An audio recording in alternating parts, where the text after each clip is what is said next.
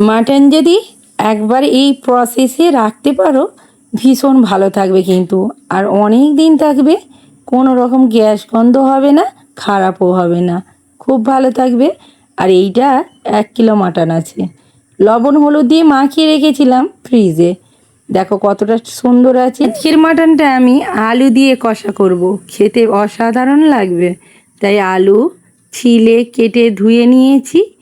এই আলুগুলো আমি একটু বড় বড় সাইজ রেখেছি, খেতে ভালো হবে।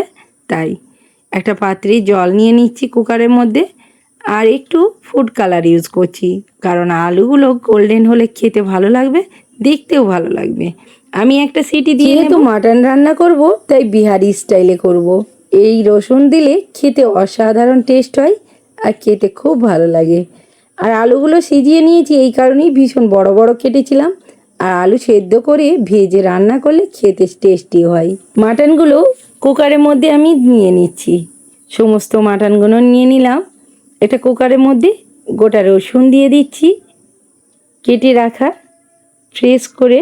আর আমি পেঁয়াজটা এইভাবে কেটেছি, অল্প পরিমাণে পেঁয়াজ দেবো, কারণ ব্রাউন হওয়ার সময় একটু পেঁয়াজ ভাজা দেবো। তাই টমেটো গোটা দিলাম, কারণ টমেটোটা গলে গেলে হবে না, যখন কুক হবে তখন টমেটোটা না গললেই ভালো। এইদিকে গ্রিন চিলি পেস্ট, আদা রসুন পেস্ট, লবণ, হলুদ, মরিচের গুঁড়া সামান্য পরিমাণে দেব, কারণ আমি মাটনে খুব একটা মশলা ইউজ করি। ঢাকনায় এঁটে আমি 3টা সিটি দিয়ে নিয়েছি। এদিকে খুলে আবারও একটু কষিয়ে নিচ্ছি মাংসটা। আর এইখানে আলু ভেজে তুলে নিয়েছিলাম, আর ওর মধ্যেই মাংসটা আমি ঢেলে দিলাম।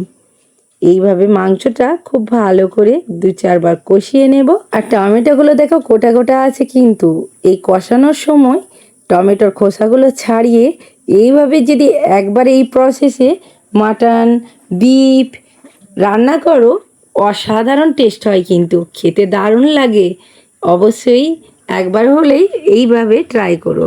আর আলুগুলো দিয়ে আমি আরও কিছুক্ষণ কষিয়ে কুকার ধোয়া জলটা ঢেলে দিলাম, দিয়ে আরও ভালো করে নেড়ে চেড়ে 10 মিনিট খুব ভালো করে কুক করে নিচ্ছি।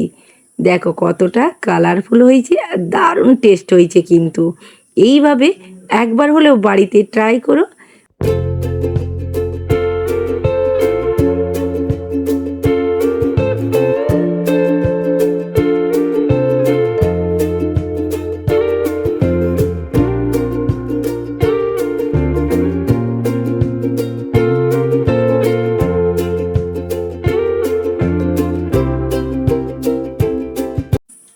এর ঝোল দিয়ে রুটি, নান, পরাঠা দারুণ লাগবে, কিন্তু পোলাওয়ের সাথে অসাধারণ খেতে লাগবে।